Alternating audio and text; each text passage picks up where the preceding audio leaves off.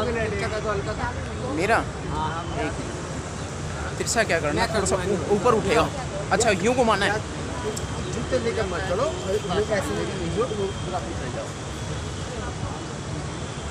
सूरा सो पहचानिए जो लड़े दीन के हेत, पुरजा पुरजा कट मरे कबू ना छाड़े खेत। सत श्री अकाल।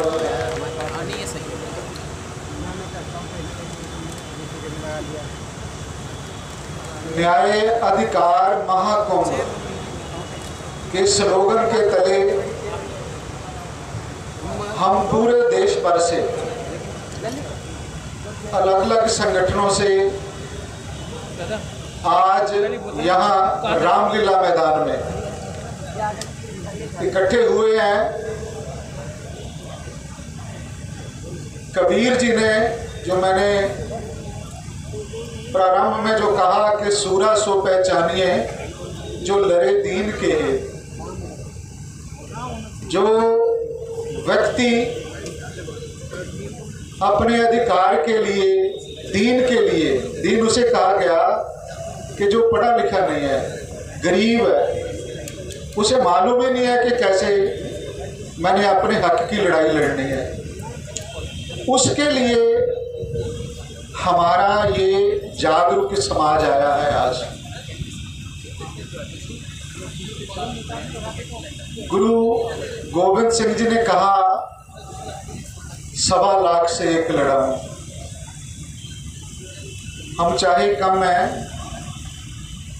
पर जहां जो पहुंचे हैं वो 1-1 लाख के बराबर है। हमें कोई कम आंकने की गलती ना करे। हम देश में 52% गिने जा चुके हैं और एससी समाज, एसटी समाज को मिला के 22.5% वो भी गिने जा चुके हैं।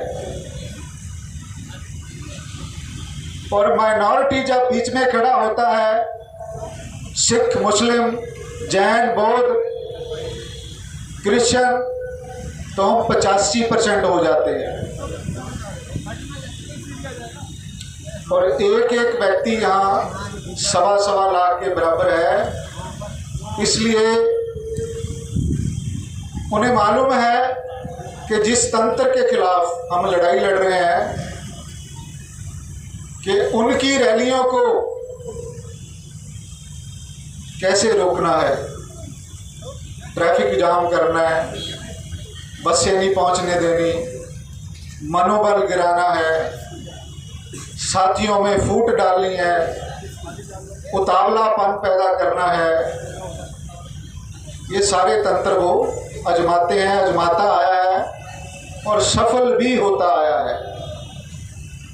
और ये हमारी नाकामी भी रही है कि हम आपस में उलझे हैं तो राज पे नहीं है। जब आपस में सुलझेंगे तो राज आपके बगैर किसी का हो ही नहीं सकता।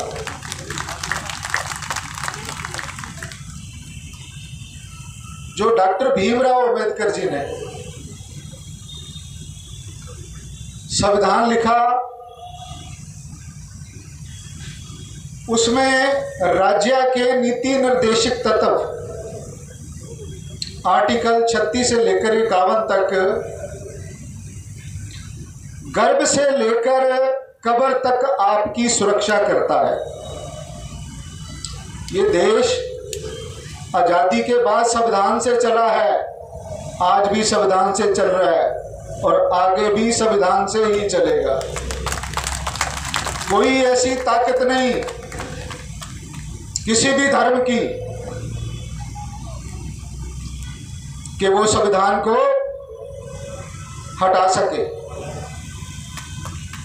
आर्टिकल 36 से लेकर 51 तक बच्चा, मेरी बहनें बैठी हैं,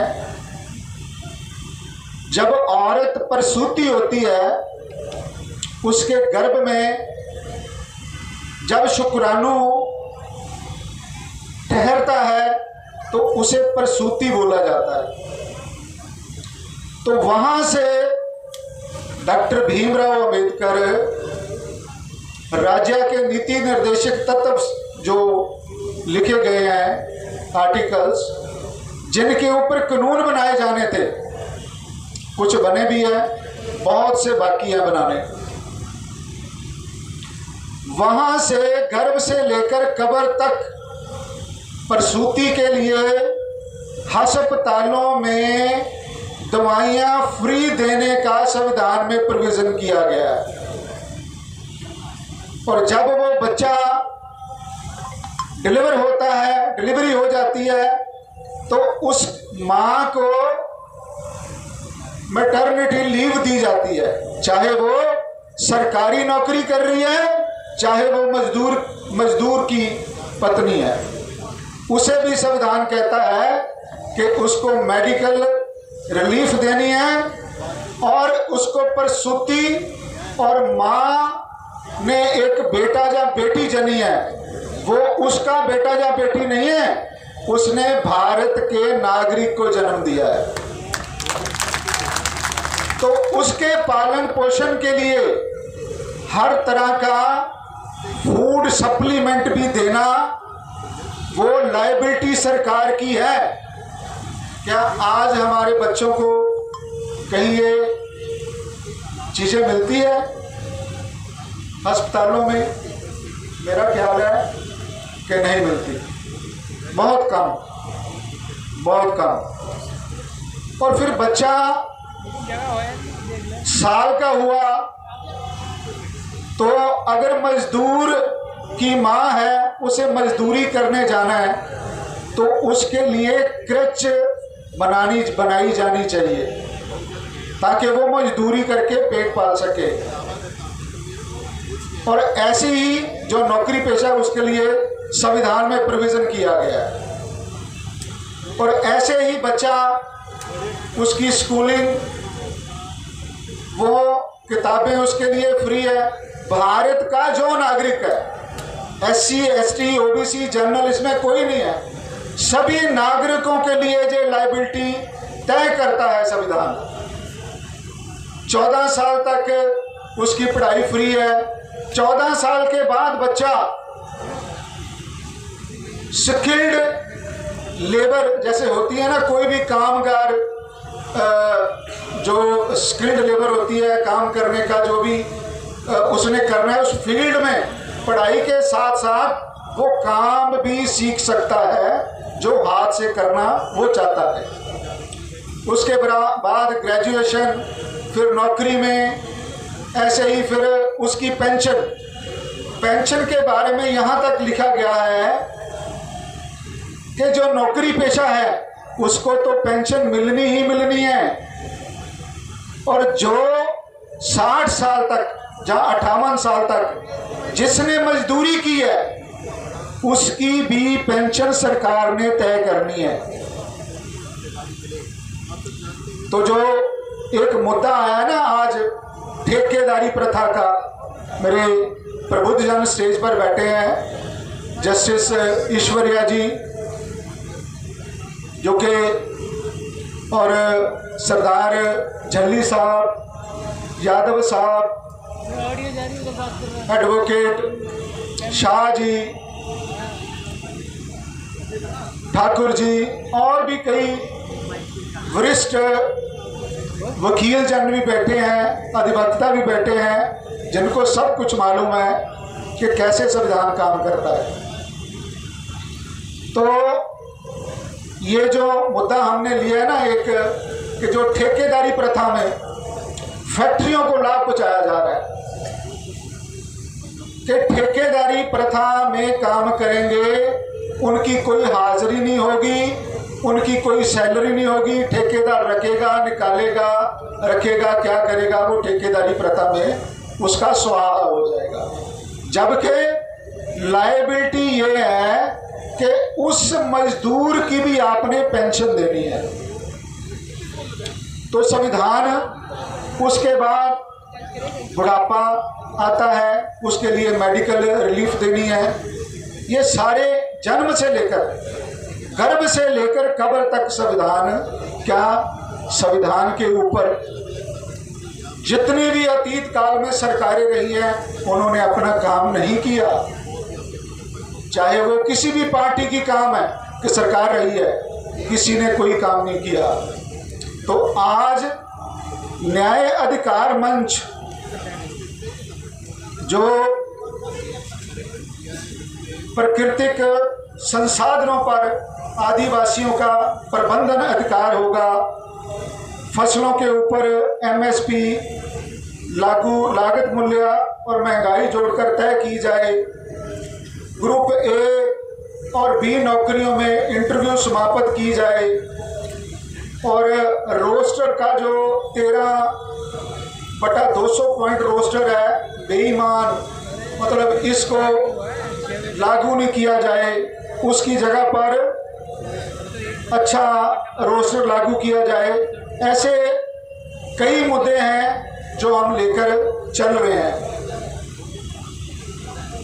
मेरा मकसद स्टेज पर आने का ये था, हम पंजाब से जब आए सुबह 3 बजे चले, हम सरदार कुलवंत सिंह मल्ली जो कि all India backward classes federation के पंजाब प्रेसिडेंट हैं, और सरदार गुरनाम सिंह मल्ली, गुरनाम सिंह सैनी, और जो सीनियर वाइस प्रेसिडेंट हैं, और श्री अमरजीत सिंह निज्जर जो सीनियर वाइस प्रेसिडेंट हैं, और बलजीत सिंह मल्ली जो सीनियर वाइस प्रेसिडेंट हैं, और श्री प्रमोद जी जो कि वाइस प्रेसिडेंट है all India backward classes federation के। जब हम चल रहे थे ना, गाड़ी में बातें हो रही थी कि जिस सड़क से हम आए हैं, बातें चल रही थी कि जिस सड़क से हम आए हैं ये सड़क किसने बनाई है, हमें मालूम ही नहीं है। हमें मालूम नहीं है कि किसने ये सड़क बनाई है, पर जिस भी राजा ने ये सड़क बनाई होगी उसका मकसद रहा होगा कि आने वाले समय में मेरी फौजें इस सड़क के जरिए दूसरे राज्यों के ऊपर कंट्रोल करेंगी और मैं अपने लोगों तक जल्दी पहुंच पाऊंगा, इसलिए उसने सड़कों का निर्माण किया। पर वो राजे तो चले गए, मर गए, उनका नाम भी नहीं पता किसने बनवाई, कौन था, क्या था, कुछ सड़कों को छोड़कर। पर आज उस सड़क पर मैं चल के आया हूँ, आप चल के आए हैं, जस्टिस साहब चल के आए हैं, आप सभी चल के आए हो। आज सड़क किसकी है? आज तो सड़क आपकी है।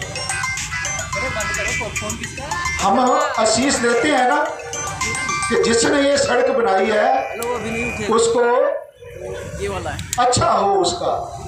और आज हम जो यहाँ जुड़े हैं ना, आज चाहे हम थोड़े हैं, हमने भी एक ऐसी सड़क का निर्माण किया है कि हमें फायदा मिले ना मिले, पर आने वाली पीढ़ियों का लाभ लेने में वक्त जाया नहीं होगा। उनका संघर्ष कम होगा हमारे ये करने से। मेरा मनोबल नहीं गिरा कि संख्या बल नहीं है, कोई बात नहीं है। सारा देश हमारा है, सारा संख्या बल हमारा है। हमारा मैसेज डिलीवर होना चाहिए। देखिए ये कितने कैमरे लगे हुए हैं, ये सारे स्रोत हैं असंख्य लोगों के पास जाने के। तो मुझे टाइम का वार्निंग भी आ गई है सेक्रेटरी द्वारा, और मैं समाप्त करना चाहूँगा और वंगार देना चाहूँगा। गुरबानी में एक जगह आता है,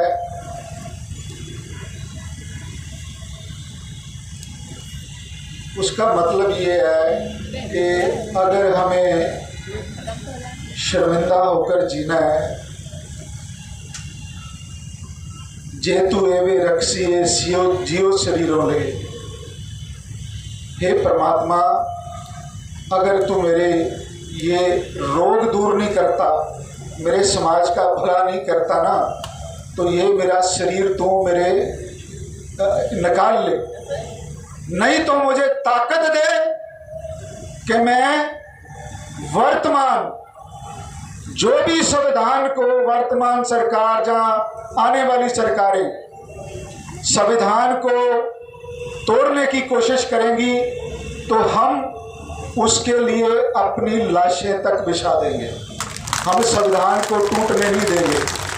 और एक लास्ट में मैं सेक्रेटरी साहब से पंजाब की बात रखना चाहता हूँ सभी को, क्योंकि पंजाब के लिए आपका समर्थन भी चाहिए। पंजाब में क्या दुखांत है एक कि पंजाब में 22.5% SC का रिजर्वेशन लागू है और 10% BC समाज को मिला हुआ है नौकरियों में, टोटल 32.5% हो गया और 17.5% खाली पड़ा हुआ है। ऐसा भारत के किसी भी प्रांत में नहीं है, सिर्फ पंजाब में है।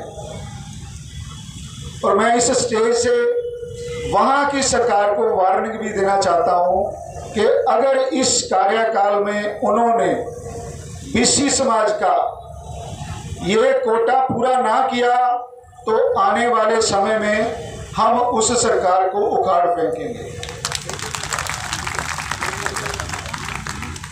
सभी को नमस्कार, वाहिगुरु जी का खालसा, वाहिगुरु जी की फतेह।